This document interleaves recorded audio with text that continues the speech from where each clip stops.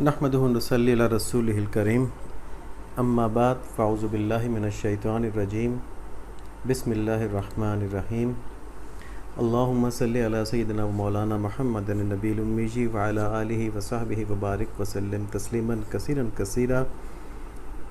الحمدللہ اس ہفتے بھی اللہ تعالیٰ نے ہم سب کو توفیق نصیب فرمائی کہ ہم اللہ تعالیٰ کا دین سیکھنے کے لیے، یہ باتیں کرنے کے لیے بیٹھے ہیں۔ اللہ تعالیٰ ہمیں ان کی پوری سمجھ نصیب فرمائے، ان کو ہمارے عمل کے اندر لے کے آ جائے، اللہم آمین۔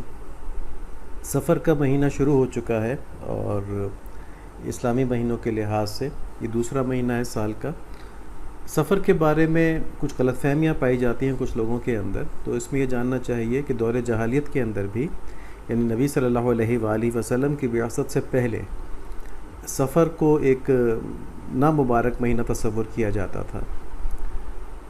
اس وقت جو عرب تھے وہ دو غلطیاں کرتے تھے مہینوں کے معاملے میں، کیونکہ ہمیں یہ بات ذہن میں رکھنی چاہیے کہ حضرت ابراہیم علیہ السلام کے دین کو جیسا بھی وہ بچا تھا فالو کرتے تھے، یعنی کہ مشرک تو وہ تھے لیکن دین ابراہیمی کی کچھ باتیں ان کے اندر ابھی بھی باقی تھیں۔ تو مہینوں کے حرمت کا بھی ان کو معلوم تھا کہ 4 مہینے حرمت والے ہیں دین ابراہیمی کے تحت، لیکن پہلی غلطی وہ یہ کرتے تھے کہ حرمت والے مہینوں کو اپنی سہولت کے مطابق آگے پیچھے کر دیا کرتے تھے، کیونکہ اس میں ذی-القعدہ، ذی الحج اور محرم 3 ایسے مہینے ہیں جو حرمت والے ہیں، پھر چوتھا مہینہ رجب ہے، لیکن 3 مہینے بالکل ساتھ ہیں۔ تو ان مہینوں میں جنگ کی ممانعت تھی، تو جب ان کو جنگ کی ضرورت پڑتی اور 3 مہینے ہوتے تو یہ پھر اس اپنی مرضی سے آگے پیچھے کرتے کہ نہیں اب یہ والا مہینہ پہلے آئے گا، یہ والا بعد میں آئے گا۔ تو ایک تو یہ بات تھی۔ دوسری غلطی وہ یہ کرتے تھے کہ کچھ مہینوں کو منحوس سمجھتے تھے اور ان کو سمجھتے تھے کہ مہینے جو یہ مصیبت ہی لے کر آتے ہیں، ان میں سے ماہ سفر بھی ایک مہینہ تھا۔ اسلام نے حرمت والے مہینوں میں رجب، ذی-القعدہ، ذی الحج اور محرم، یہ حرمت والے مہینے ہیں، ان کو آگے پیچھے کرنے سے منع فرمایا۔ سورہ توبہ کی آیت نمبر 36 میں اللہ تعالیٰ فرماتے ہیں، حقیقت یہ ہے کہ اللہ کے نزدیک مہینوں کی تعداد 12 ہے۔ تو یہاں سمجھنا چاہیے کہ مہینوں کی تعداد انسان نے خود نہیں بنائی ہے، یہ اللہ تعالیٰ کی طرف سے مقرر ہوئی ہے 12۔ اور آگے فرمایا کہ جو اللہ کی کتاب یعنی لوح محفوظ کے مطابق اسی دن سے نافذ چلی آتی ہے جس دن اللہ تعالیٰ نے آسمانوں اور زمین کو پیدا کیا تھا۔ یعنی اس کو اگر ہم اس طرح کہیں کہ جب اللہ تعالیٰ نے وقت کو بنایا، کیونکہ ہم سب کو معلوم ہے نا کہ اللہ تعالیٰ وقت سے بھی آزاد ہیں۔ اللہ تعالیٰ کا مطلب جو ہمارے وقت ماضی، حال، مستقبل ہوتا ہے نا، اس طرح اللہ تعالیٰ کیا نہیں ہوتا۔ اللہ تعالیٰ کو ضرورت ہی کوئی نہیں ماضی، حال، مستقبل کی۔ تو وقت کو اللہ تعالیٰ نے جب بنایا تو اس دن سے مہینوں کی تعداد 12 چلی آ رہی ہے۔ ان 12 مہینوں میں سے 4 حرمت والے ہیں اور یہی دین کا سیدھا تقاضا ہے، لہٰذا ان مہینوں کے معاملے میں یعنی ان کو آگے پیچھے کر کے اپنی جانوں پر ظلم نہ کرو۔ تو ایک تو یہ ممانعت کی گئی تھی۔ دوسرا، اسلام نے کسی بھی مہینے کو یا کسی بھی چیز کو منحوس ہونا جو ہے اس تصور کو باطل قرار دیا۔ آج کے دور میں کچھ لوگ ایسے ہیں جو ابھی بھی ان توہمات کے اندر پھنسے ہوئے ہوتے ہیں اور وہ اپنے اس باطل عقیدے کے لیے ایک جھوٹی حدیث بھی پیش کرتے ہیں۔ وہ کہتے ہیں کہ نعوذ باللہ ایسا ہے نہیں، یہ جھوٹی روایت ہے۔ یہاں سے بیان کرنے کے لیے بتایا جا رہا ہے کہ آپ صلی اللہ علیہ وآلہ وسلم نے فرمایا کہ جو مجھے ماہ سفر ختم ہونے کی خوشخبری دے گا میں اسے جنت کی خوشخبری دوں گا۔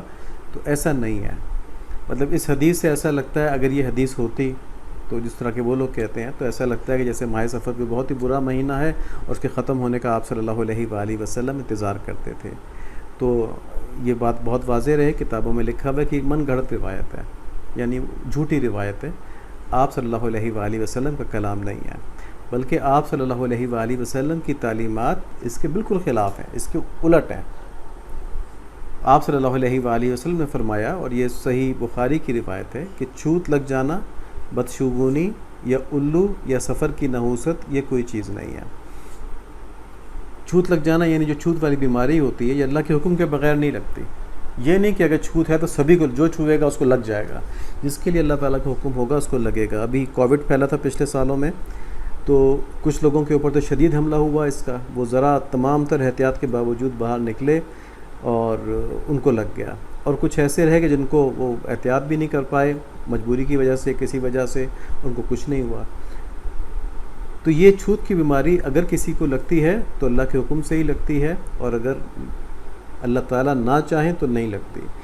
اسی طرح جب پرانے زمانے میں تعاون پھیلا کرتا تھا تو اس میں تھانوی رحمۃ اللہ علیہ فرماتے ہیں کہ ان کے علاقے میں وہ سیرت کے اوپر کام کر رہے تھے، النشر الطیب اس وقت لکھی تھی انہوں نے، کیونکہ آپ صلی اللہ علیہ وآلہ وسلم کی ہر بات جو ہے، ہر تذکرہ جو ہے اس کے اندر برکت ہوتی ہے، تو انہوں نے اس نیت سے سیرت پہ کام شروع کیا کہ تعاون کی وبا کا اثر ان کے قصبے میں نہ آئے۔ تو فرماتے تھے کہ جس دن سیرت پہ کام صحیح ہوتا مجھ سے، اس دن کوئی خبر نہ آتی موت کی، اور جس دن میں سمجھتا کہ کچھ کمی رہ گئی اس کے اندر تو اس دن کوئی نہ کوئی خبر آ جاتی۔ تو یہ دیکھیں اللہ تعالیٰ کا حکم تھا، تعاون تو ورنہ سب کو لگنا چاہیے تھا، تو اس قصبے کے اندر وہ تعاون نہیں آ رہا تھا۔ تو یہ والی ایک بات ہے کہ چھوت کی بیماری جو ہے، یہ چھوت عموماً لگتا ہے، لیکن جس کو لگتا ہے اللہ تعالیٰ کے حکم سے لگتا ہے، اور بعض لوگ ایسے بھی ہوتے ہیں جن کو نہیں لگتا، تو یہ بہت سمجھنے کی بات تھی۔ باقی بدشگونی کہ کالی بلی راستہ کاٹ گئی، فلاں ہو گیا، ڈگا ہو گیا، اس کی بھی کوئی حیثیت نہیں ہے، ٹھیک ہے جی۔ اور پھر یہ کہ یہاں پرندے کا ہے، کسی پرندے کو الو کو منحوس سمجھنا یا کسی اور کو سمجھنا، اسی طرح کسی مہینے کو، سفر کا یہاں خاص طور پہ نام لیا گیا، سفر کو منحوس سمجھنا، یہ کوئی چیز نہیں ہے۔ تو یہ حدیث جو ہے یہ بہت سی غلط فہمیوں کا ازالہ کر دیتی ہے، اس کی اصلاح کر دیتی ہے۔ اسلام کے اندر کسی دن، کسی مہینے، کسی سال یا کسی چیز کی نحوست کا کوئی تصور نہیں ہے۔ البتہ نحوست صرف گناہ میں ہے، اور ساری نحوستیں اللہ تعالیٰ کی نافرمانی کی وجہ سے پیدا ہوتی ہیں، یہ بہت سمجھ لینا چاہیے۔ ہم بلی کاٹ جائے راستہ بدل لیتے ہیں، ہم یہ نہیں سوچتے گناہ کریں گے تو نقصان ہو جائے گا ہمارا۔ کہتے ہیں نا، مطلب یہ روایت ہے کہ جی کالی بلی راستہ کاٹ جائے تو آگے نقصان ہو جائے گا، اس لیے بندہ راستہ واپس موڑ لے اپنا۔ یہ ہندوؤں کی طرف سے آئی ہوئی باتیں ہوں گی، اب بھی کچھ لوگوں میں چلتی ہیں۔ تو ہم کچھ چیزوں کو، کچھ لوگوں کو، کچھ اوقات کو، کچھ جگہوں کو منحوس سمجھتے ہیں، لیکن منحوس صرف اللہ تعالیٰ کی نافرمانی جو ہے اس سے پیدا ہوتی ہے نحوست جو ہے نا۔ اب یہ سوچنے کی بات ہے کہ آج کل مسلمان ان چیزوں کو منحوس قرار دے کر ان سے تو ڈرتے ہیں، مگر اللہ تعالیٰ کی نافرمانی کو نہیں چھوڑتے، جو نحوست کی اصل وجہ ہے۔ اور اس کا کیا وجہ ہے کہ ایسا کیوں ہوتا ہے؟ اس لیے شیطان نے گناہوں کی سنگینی دلوں سے نکال دی ہے، گناہ کو بڑی آسانی سے کر لیتے ہیں، سوچتے نہیں کہ اللہ تعالیٰ ناراض ہوں گے۔ خاص طور پہ آج کل کے دور میں حسد ہو گیا، اور جھوٹ۔ ہم مذاق میں کسی سزا سے بچنے کے لیے کسی دوست کی دوستی خراب نہ ہو جائے، یا ہم نے کوئی کمٹمنٹ کی ہے، وعدہ کیا ہے، اس کو پورا نہیں کر سکے تو اس کے لیے بہانہ تراشنا، ٹھیک ہے، ہم بڑے آرام سے جھوٹ بول دیتے ہیں۔ تو جھوٹ انتہائی بڑا گناہ ہے، اور اس کی سب سے بڑی جو کیا کہنا چاہیے دنیا کے اندر مصیبت ہے وہ یہ نازل ہوتی ہے کہ اس آدمی کا وقار بھی ختم ہو جاتا ہے، اس کا اعتبار بھی ختم ہو جاتا ہے۔ جھوٹے آدمی کو کوئی عزت نہیں دیتا، ٹھیک ہے جی، اس کا وقار بھی ختم ہو جاتا ہے۔ تو گناہوں کو، ہمارا سبق یہ ہے آج کا اس معاملے میں کہ گناہوں کو منحوس سمجھیں۔ گناہوں کی وجہ سے ہم پر مصیبتیں آ سکتی، کیونکہ قرآن شریف کی آیت ہے، اللہ تعالیٰ فرماتے تم پر جو بھی مصیبتیں آتی ہیں تمہارے اپنے ہاتھوں کی کمائی ہے، ٹھیک ہے، اچھے کام کرو گے تو اچھی چیزیں ملیں گی، اور جو بری مصیبتیں تمہارے پر آ رہی ہیں تمہارے اپنے ہاتھوں کی کمائی ہیں۔ تو مصیبتیں منحوس ہوتی ہیں، دن، جانور، انسان، کوئی چیز، یہ منحوس نہیں ہوتے۔ اللہ تعالیٰ ہمیں صحیح اسلام نصیب فرمائے، آمین۔ پھر ہم بات کر رہے تھے زندگی آمد برائے بندگی، زندگی بے بندگی شرمندگی، کہ زندگی جو ہمیں دی گئی ہے وہ بندگی کے لیے دی گئی ہے، اور بغیر بندگی کے جو زندگی ہے یہ آخرت میں شرمندگی کا باعث بن جائے گی۔ تو اللہ تعالیٰ کی بندگی بجا لانے کے قابل ہونے کے لیے کیا شرائط ہیں؟ آپ صلی اللہ علیہ وآلہ وسلم کی کامل اتباع، اور کامل اتباع کب ملے گی؟ جب آپ صلی اللہ علیہ وآلہ وسلم سے محبت ہوگی، اور آپ صلی اللہ علیہ وآلہ وسلم سے اگر ہم کو محبت ہوگی تو آپ صلی اللہ علیہ وآلہ وسلم کے صحابہ کرام سے بھی محبت ہوگی، ان کی امت سے بھی محبت ہوگی، کیونکہ آپ صلی اللہ علیہ وآلہ وسلم اپنے صحابہ سے اور اپنی امت سے محبت رکھتے تھے۔ تو جس سے محبت کی جاتی ہے اس کے تمام محبوبین سے بھی محبت کی جاتی ہے۔ اگر ہم اللہ تعالیٰ سے محبت کرتے ہیں تو تمام انبیاء سے بھی محبت کریں گے، اور اللہ تعالیٰ کے تمام محبوبین سے محبت کریں گے۔ اسی طرح ہم جب آپ صلی اللہ علیہ وآلہ وسلم سے محبت کریں گے تو ان کے تمام محبوبین سے محبت کریں گے، جس میں ان کے صحابہ سب سے پہلے آتے ہیں اور پھر پوری امت ان کی آتی ہے۔ تو پہلی چیز یہ محبت والی ہے کہ اگر ہم چاہتے ہیں کہ دین پر ہم صحیح طرح چلیں، زندگی کو اپنی بندگی بنا لیں، تو کیا ہے؟ محبت آپ صلی اللہ علیہ وآلہ وسلم سے۔ دوسرا، آپ صلی اللہ علیہ وآلہ وسلم کی تعلیمات کو صحیح طرح سیکھنا، صحیح جگہ سے سیکھنا، صحیح ذوق و شوق اور طلب کے ساتھ سیکھنا۔ تیسرا، ان تعلیمات پر عمل پیرا ہونے کے لیے اپنے قلب کا تزکیہ کروانا. ٹھیک ہے، کروانا اس لیے کہا گیا کہ علاج آدمی اپنا خود نہیں کر سکتا، کسی ڈاکٹر سے کرواتا ہے. تو تزکیہ جو ہے وہ روحانی بیماری کے علاج کے لیے کی جاتی ہے، کہ روحانی بیماریاں جو ہمارے اندر ہیں ان کا علاج کروایا جائے، اس کے لیے تزکیہ ہوتا ہے. تو اس کے لیے روحانی ڈاکٹر کے پاس جانا ہوتا ہے جو ان باتوں کو جانتا ہے. یہ باتیں ہم نے پہلے کافی تفصیل سے کی ہیں. اس کے بعد ہم نے صحابہ کرام کی محبت کے بارے میں بھی بات کی، اور مختلف ہم نے صحابہ کے جو طبقات ہیں، امہات المومنین، اہل بیت، خلفائے راشدین اور عام صحابہ، سب کی بات کی. پھر بیچ میں حضرت عمر رضی اللہ عنہ کے وصال کا دن آ گیا تھا، اس کی بات ہوئی. اور اس کے بعد محرم شروع ہو گیا، تو محرم کے اوپر کچھ سیشنز گئے، اور حضرت امیر معاویہ رضی اللہ عنہ، حضرت امام حسین رضی اللہ عنہ کے اوپر باتیں ہوئیں. اب ہم دوبارہ وہیں سے شروع کرتے ہیں جہاں پہ ہم نے پہلے چھوڑا تھا اس ٹاپک کو، اور وہ تھا کہ نبی صلی اللہ علیہ وآلہ وسلم کی امت سے محبت. اور جب آپ صلی اللہ علیہ وآلہ وسلم سے امت کی محبت کی ہم بات کرتے ہیں تو سب سے پہلے اس امت کے فضائل کیا ہیں، اس امت کی خوبیاں کیا ہیں، ہم وہ بیان کریں گے انشاءاللہ. اور پھر اس امت سے محبت کرنے کے تقاضے کیا ہیں، وہ انشاءاللہ ہم آئندہ بیان کریں گے.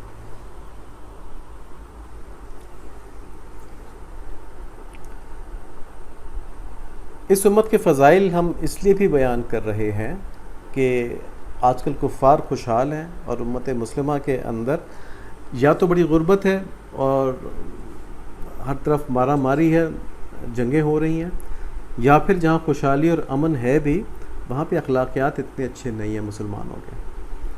ٹھیک ہے، تو ہم کفار کی خوشحالی سے اور دنیاوی لحاظ سے ان کے اخلاقیات جو ہیں ان سے متاثر ہو کے کہیں امت مسلمہ کی ناقدری نہ کر بیٹھیں. اور اکثر لوگ کہہ دیتے ہیں کہ ہم سے بہتر تو کفار ہیں. تو یہ جملہ جو ہے یہ قرآن شریف کے خلاف جاتا ہے، کیونکہ اللہ تعالیٰ کفار کے بارے میں یہ فرماتے ہیں کہ یہ جانوروں سے بھی بدتر ہیں. ٹھیک ہے، اللہ تعالیٰ کے نزدیک سب سے بری قوم یہ ہیں کفار، جو نہ سنتے ہیں نہ سمجھتے ہیں.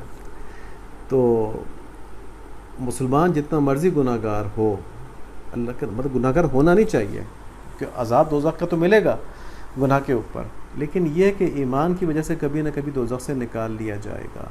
اور کافر جتنا بھی دنیاوی لحاظ سے اچھے کام کرے، کسی کو نقصان نہ پہنچائے، کچھ نہ کرے، لیکن اللہ پہ اور ان کے رسول صلی اللہ علیہ وآلہ وسلم کے اوپر ایمان لے کر نہ آئے، تو اس کو اس کے تمام اچھے اعمال کا بدلہ دنیا میں دے دیا جائے گا، اور آخرت میں اس کے لیے اس کا کوئی بدلہ نہیں ہوگا. یہ بھی قرآن شریف سے ثابت ہے کہ ان کے اعمال، ان کے وزن کے اعمال ہی نہیں کیے جائیں گے.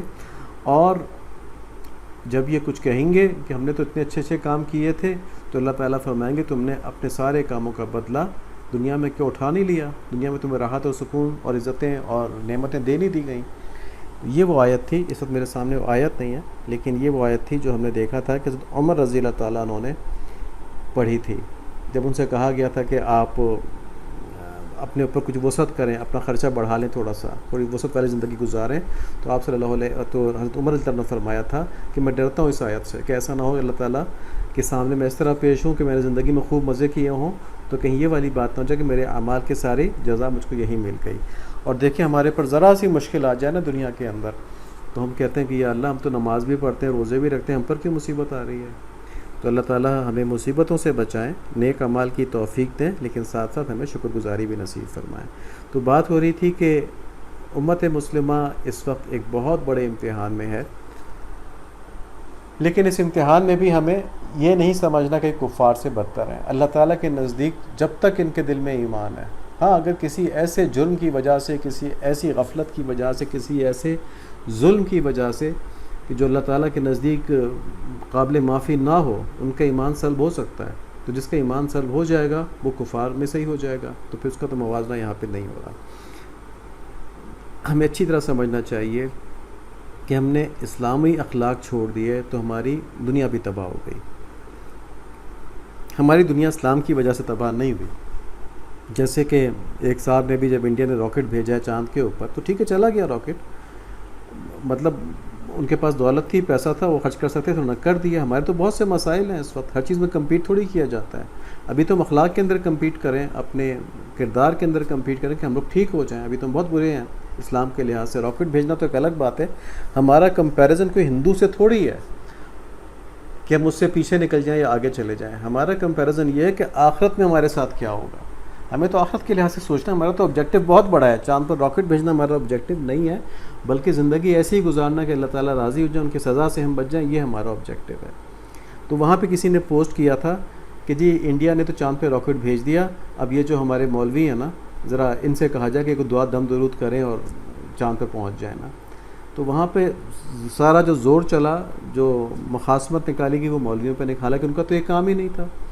مولویوں کا کام تو دین کی حفاظت ہے، دین سیکھنا ہے اور آگے سکھانا ہے.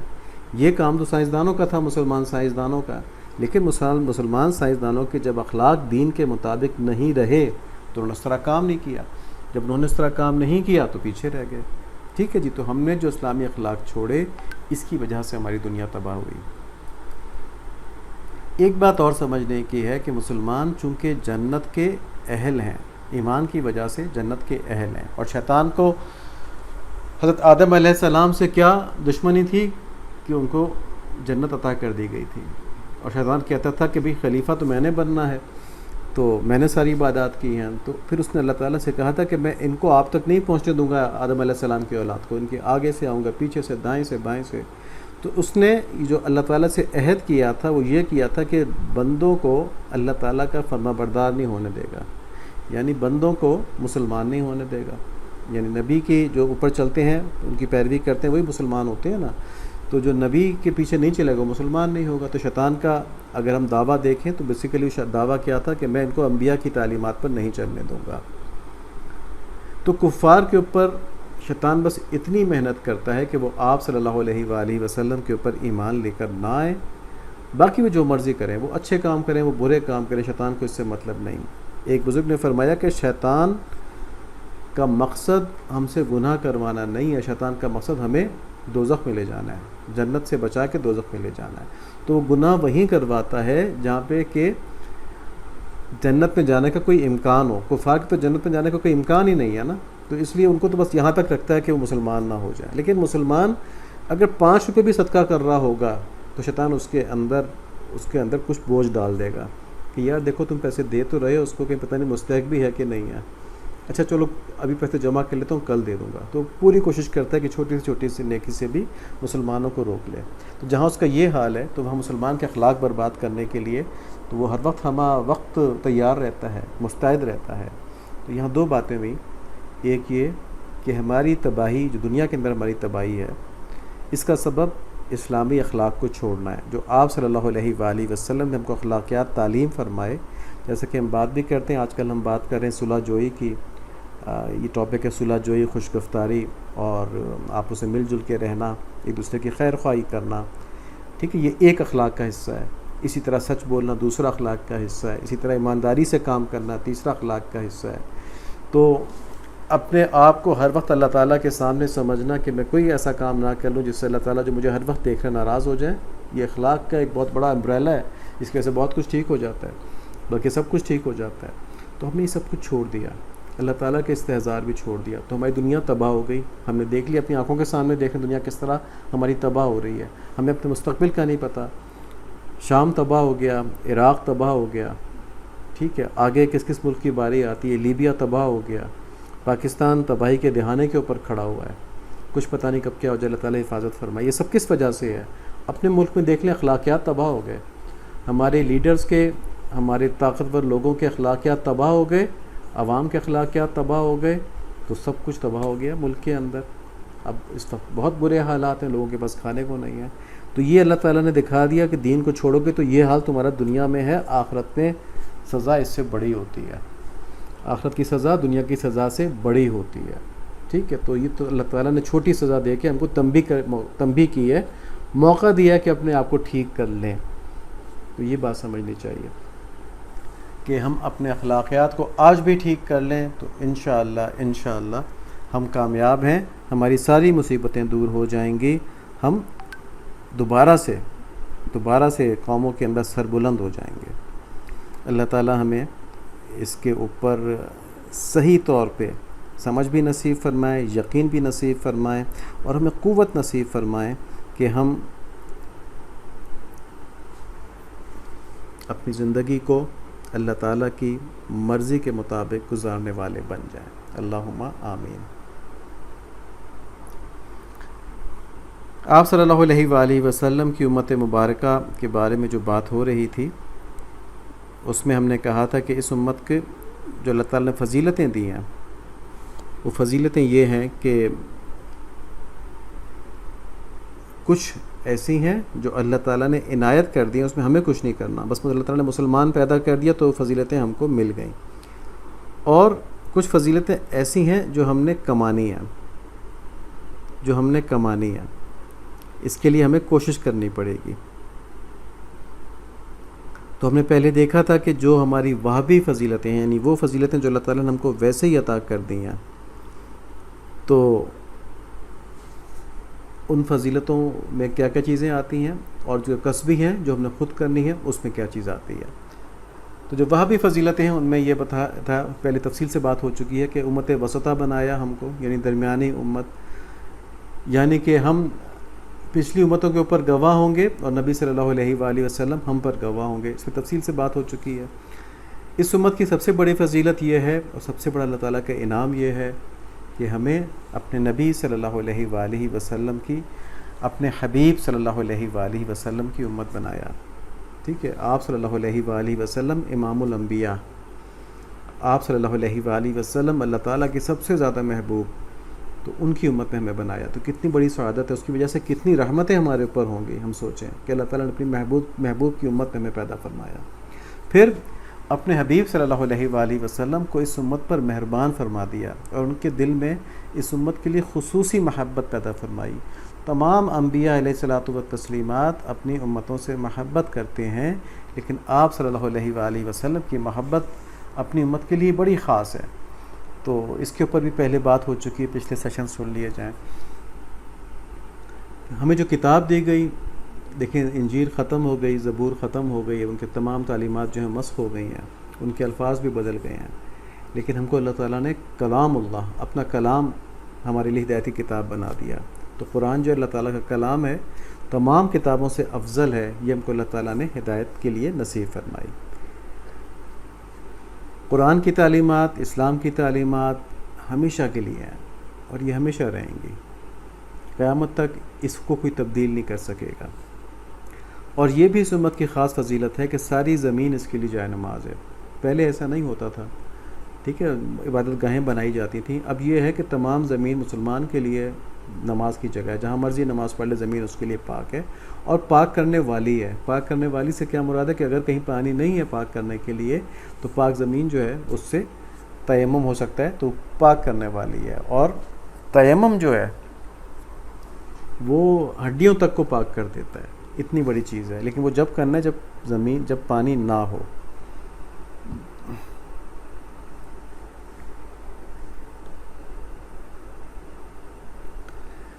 تو اس فضیلت کے بارے میں ایک حدیث شریف ہے، آپ صلی اللہ علیہ وآلہ وسلم نے فرمایا، ہمیں لوگوں پر 3 چیزوں کی وجہ سے فضیلت ملی ہے۔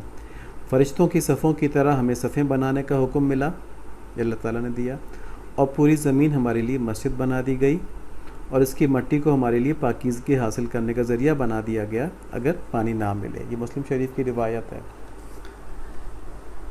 تو یہ جو ہم نے ابھی تک فضیلتیں دیکھیں، یہ وہ ہیں جو اللہ تعالیٰ نے ہم کو ویسے ہی عنایت فرما دی ہیں، پیدائشی عنایت فرما دی ہیں۔ اب یہ فضیلت سورہ آل عمران کے اندر آیت نمبر 110 ہے، کنتم خیر امت اخرجت للناس تأمرون بالمعروف وتنہون عن المنکر وتؤمنون باللہ، تم ہو بہتر سب امتوں سے جو بھیجی گئی ہیں عالم میں، حکم کرتے ہو اچھے کاموں کا اور منع کرتے ہو برے کاموں سے، اور ایمان لاتے ہو اللہ تعالیٰ کے اوپر۔ صحیح ایمان لانے کی بات ہو رہی ہے یہاں پہ، یعنی ایسا ایمان جو ہمیں گناہوں سے روک دے، جو ہمیں نیکیوں کی ترغیب دے۔ ایک بات اپنے دلوں میں ٹٹول کے دیکھیں، اپنے تجربے میں دیکھیں کہ انسان عموماً عام طور پہ معاشرے کے اندر جتنے انسان نظر آئیں گے وہ گناہوں کے معاملے میں تیز ہوتے ہیں، بڑے انرجیٹک ہوتے ہیں، روکنا پڑتا ہے اپنے آپ کو، یار یہ غلطی نہ ہو جائے مجھ سے، چاہے کوئی بھی گناہ ہو۔ لیکن نیکی کے معاملے میں انرجیٹک نہیں ہوتے، نیکی کرنے کو مل جائے تو کر لیں گے، نہیں دل چاہے گا تو نہیں کریں گے، انرجیٹک نہیں ہوتے۔ جیسے ایک آدمی کسی وجہ سے بازار میں گھوم رہا تھا، ٹھیک ہے، اذان ہو گئی وہ گیا، اس نے وضو کر لیا اور مسجد پہنچ گیا، پھر اس کو پتہ چلا نہیں نماز تو 5 منٹ لیٹ ہے، میں جلدی آ گیا ہوں، میری گھڑی آ گئی تھی، کوئی وجہ تھی. اب وہ 5 منٹ مسجد میں بیٹھ جاتا ہے اور سنتیں نہیں پڑھتا عصر کی یا عشاء کی، جو سنتیں غیر موقدہ ہیں، یا اگر کوئی ایسی نماز ہے جس سے پہلے کے نفل ہو سکتے ہیں جیسے مغرب کے علاوہ، نفل بھی نہیں پڑھتا، یا بیٹھ کے تلاوت نہیں شروع کر دیتا مسجد میں، بس بیٹھا رہتا ہے انتظار میں. تو اب یہ وہ آدمی ہے جو کہ نیکی کرنے میں تیز نہیں ہے. ٹھیک ہے، مطلب نیکی کرنے میں تیز نہ ہونے کا مطلب یہ ہے کہ اس میں انرجیز نہیں ہے، اس نے موقع ضائع کر دیا، بیٹھ گیا بس وہاں جا کے. ٹھیک ہے، مسجد جانا اپنے طور پہ ایک نیکی ہے، مسجد میں بیٹھنا اپنے طور پہ ایک نیکی ہے، لیکن اس میں نفل کا وقت تھا، نفل پڑھ لیتا، تلاوت کر لیتا، اس نے وہ نہیں کیا. تو ایسا ایمان جو ہمیں نیکیوں میں تیز کر دے اور برائیوں میں روک دے ہم کو، تو اس ایمان کی بات ہو رہی ہے. اگر وہ ایمان ہے تو پھر ہم بہترین امت ہیں جو عالم میں بھیجی گئی ہیں، اور پھر ہم اچھے کاموں کا حکم کریں گے اور برے کاموں سے روکیں گے. امام قرطبی رحمۃ اللہ علیہ فرماتے ہیں کہ یہ اعزاز اس امت کے پاس اس وقت تک برقرار رہے گا جب تک وہ اس دین کو قائم رکھیں گے اور نیکی کا حکم دینے اور برائی سے روکنے والی صفت ان میں باقی رہے گی. تو ہم نے آج بات کی نا ہم نے کہ ہمارے امت کا برا حال ہے اس وقت، تو کس وجہ سے کہ ہم نے دین کو قائم نہیں رکھا. ہم نے یورپین کلچر کو اپنا لیا اور اپنے دین کو توڑ مروڑ کر اس کلچر کے ساتھ جوڑنے کی کوشش کرتے ہیں کہ نہیں اسلام میں یہ بھی جائز ہے، اسلام میں یہ بھی جائز ہے. نہیں وہ تو مولوی صاحب ویسے شور مچاتے ہیں، وہ سمجھ ہی نہیں رہے ہیں بات کو. اب تو بہت ماحول بدل گیا ہے، اب تو چیزیں بدل گئی، تقاضے بدل گئے ہیں.